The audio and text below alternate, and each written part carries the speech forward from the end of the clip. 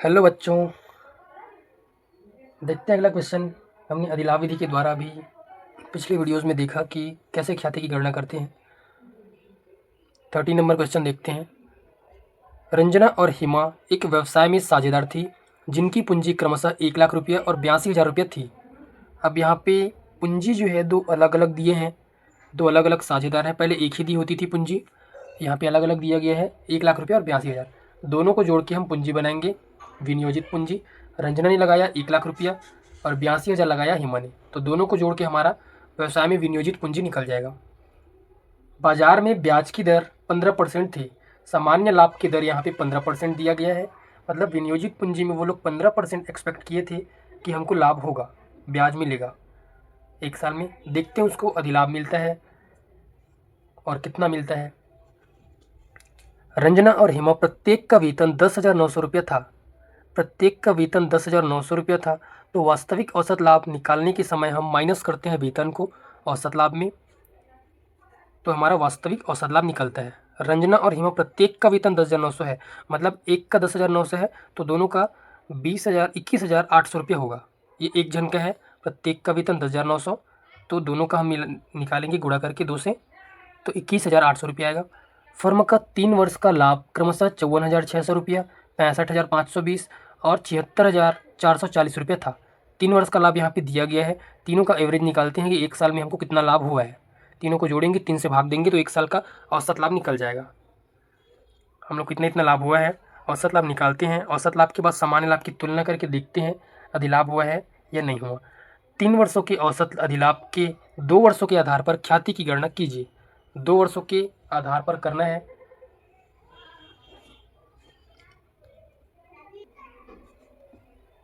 तो हमारे पास 3 वर्षों का लाभ दिया है। पहले औसत लाभ निकालते हैं, फिर सामान्य लाभ निकालेंगे, उसके बाद अधिलाभ निकालेंगे। Question number 13।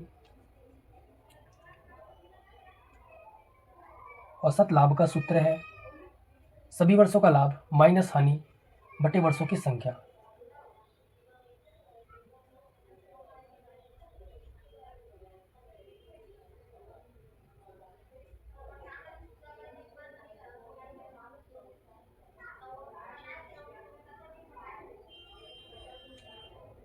ये औसत लाभ निकालने का सूत्र है। सभी वर्षों का लाभ यहाँ पे दिया है, 3 वर्षों का लाभ, उसको जोड़ेंगे। अगर हानि होता तो उसको माइनस करते, यहाँ पे नहीं दिया है हानि, तो 3 वर्षों के लाभ को जोड़ते हैं। 54,600 रुपया, 65,520 रुपया और 76,440, ये 3 वर्षों का लाभ दिया है। बटे वर्षों की संख्या 1, तो 3 वर्ष का दिया है तो नीचे 3 लिखेंगे। 54,600, 65,520 और 76,440, इसको टोटल करते हैं, तीनों को जोड़ते हैं। 54,600, 65,520 और 76,440, सबको टोटल करेंगे तो 1,96,560 रुपया आया। 1,96,560 रुपया डिवाइड करेंगे 3 से, तो हमारा औसत लाभ निकल गया 65,520, 65,520 रुपया। ये हमारा औसत लाभ निकल गया। औसत लाभ के बाद यहाँ पर वेतन भी दिया है, तो वास्तविक औसत लाभ निकालने के लिए वेतन को माइनस करते हैं। अभी हमारे पास सिर्फ औसत लाभ है, वास्तविक औसत लाभ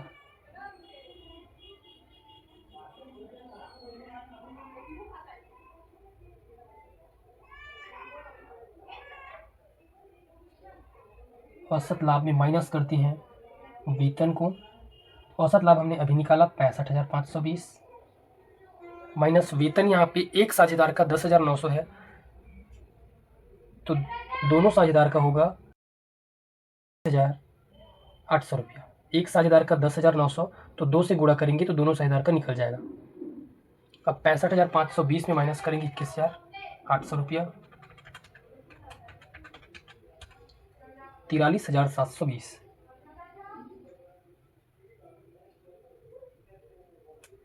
43,720 रुपया हमारा ये आएगा वास्तविक औसत लाभ। वास्तविक औसत लाभ हमने निकाल लिया। अब निकालेंगे सामान्य लाभ। सामान्य लाभ कितना है, साझेदारों की पूंजी यहाँ पे दो अलग अलग दिया गया है, 1 लाख रुपया और 82,000 रुपया। दोनों को जोड़ेंगे तो विनियोजित पूंजी बन जाएगा वो सामान्य लाभ इज इक्वल विनियोजित पूंजी गुणा आय की सामान्य दर जितना ब्याज की दर है बटे 100% निकालेंगे 15%। 1,82,000 रुपया पूंजी दी गई है।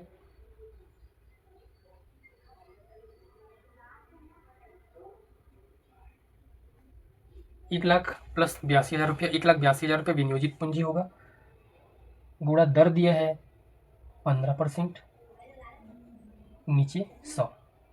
1,82,000 का हमको 15% निकालना है तो ये 27,300 रुपया हमारा सामान्य लाभ आएगा। सामान्य लाभ हमारा आ गया 27,300। अब हमारे पास सामान्य लाभ है 27,300, वास्तविक औसत लाभ है 43,720। 43,720 में माइनस करेंगे 27,300 तो हमारा अधिलाभ निकल जाएगा। हमने एक्सपेक्ट किया था 27,300 रुपये हमको हर साल मिल सकता है, पर हमने जो लाभ कमाया 3 साल का लाभ हमने एवरेज निकाला तो हमको पता चला 43,720 हमारा औसत लाभ है। तो औसत लाभ में माइनस करेंगे सामान्य लाभ को तो अधिलाभ निकल जाएगा। अधिलाभ बराबर ये 43,720 औसत लाभ माइनस सामान्य लाभ 27,300।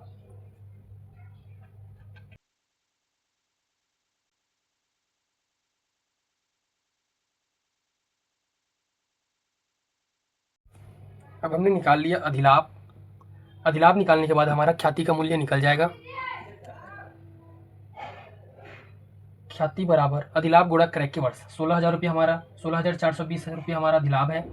16,420 गुणा क्रय के वर्ष बुक में दिया है 2 वर्षों के आधार पर निकालना है। 16,420 को 2 से गुणा करेंगे तो ये आएगा 32,840 रुपया। ये हमारा ख्याति का मूल्य होगा। उसके बाद अगला क्वेश्चन देखते हैं।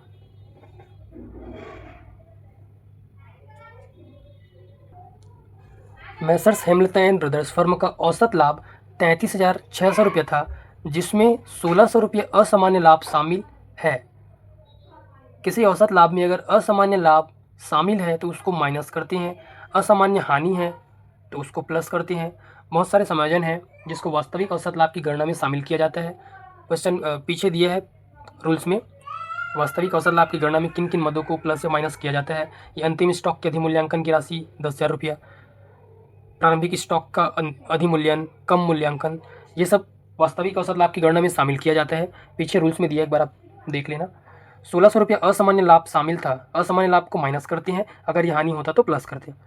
व्यवसाय में 3 लाख रुपया पूंजी निवेश थी, पूंजी निवेश थी मतलब नियोजित पूंजी 3 लाख रुपया है। लाभ की सामान्य दर 10% थी, एक्सपेक्ट किया जा रहा है कि 10% हमको हर साल लाभ हो सकता है। ख्याति का मूल्यांकन अधिलाभ के 4 गुना के आधार पर कीजिए। 4 गुना के आधार पर ख्याति निकालना है। पहले हम यहाँ पे निकालेंगे सामान्य लाभ, औसत लाभ तो दिया है, पहले औसत लाभ के जरिए वास्तविक औसत लाभ निकाल लेते हैं।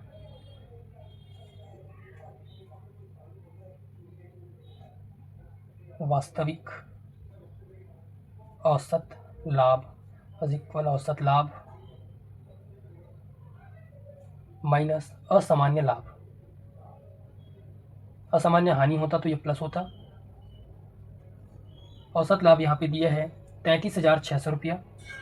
33,600 रुपये में माइनस करेंगे असामान्य लाभ 1,600 रुपये को, तो ये आ जाएगा 32,000 रुपया। हमने वास्तविक औसत लाभ निकाल लिया। उसके बाद सामान्य लाभ निकालते हैं। सामान्य लाभ का सूत्र है नियोजित पूंजी गुणा दर बटे 100। तो यहाँ पे नियोजित पूंजी 3 लाख रुपये है।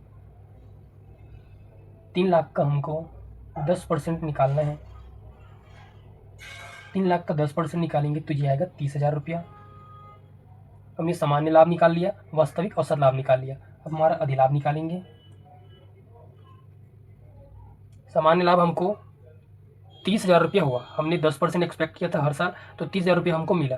पर हम लाभ जो कमा लिए हैं उसके द्वारा हमको, जो हमने व्यवसाय चलाया, तो हमको 32,000 का एवरेज लाभ, एवरेज प्रॉफिट हुआ है।